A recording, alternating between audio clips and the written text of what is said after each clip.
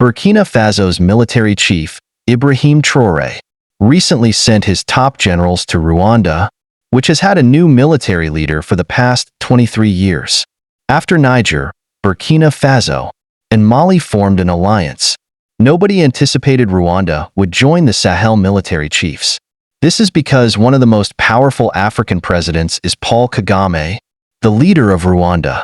If he joined forces with Niger, Burkina Faso, and Mali, he would create a lethal alliance that would make the West nervous. In the past, when the ICO was threatened with a military invasion of Niger, the West tried to contain Rwanda. However, things have changed more than ever before. Captain Ibrahim Traoré says Paul Kagame should be considered. He achieved this by dispatching his generals to Rwanda and making some secret agreements that genuinely frightened the West. Why does that happen? And why is Paul Kagame feared in the West? More importantly, what was said between Burkina Faso's top generals and Paul Kagame? Let's find out more about that in this video.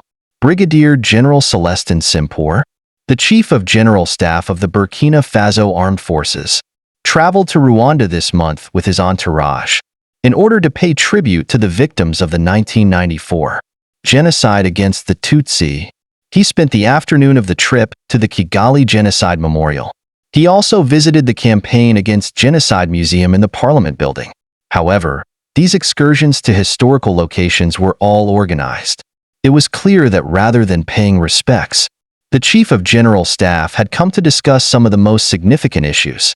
He visited the Rwanda Defense Force HQ, speaking with the Honorable Minister of Defense, Juvenal Mariza Munda, Lieutenant General M.K. Mubarak, about possible ways to further cooperation with the Rwanda Defense Force. The Burkina Faso Armed Forces delegation received briefings on particular defense facilities and welfare programs, including military medical insurance, Zigama CSS, and the Armed Forces shop. On his journey, he also visited the Rwanda Military Academy in Gako. But the Chief of Staff of the military was not alone. He was accompanied by other generals. The Rwandan police leaders met with the Inspector General of the Burkina Faso Police Force. Inspector General of Police Felix Namuharanya arranged for his counterpart, Controller General Dr. Roger Wedraogo, to spend a week at the Rwanda National Police General Headquarters in Kasairu in order to enhance police cooperation.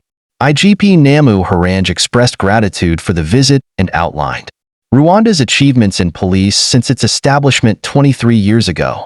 The RNP has made significant investments in training, policing equipment, and operational abilities in order to preserve security in Rwanda and other countries to which Rwanda has dispatched police personnel, including Mozambique, South Sudan, and the Central African Republic.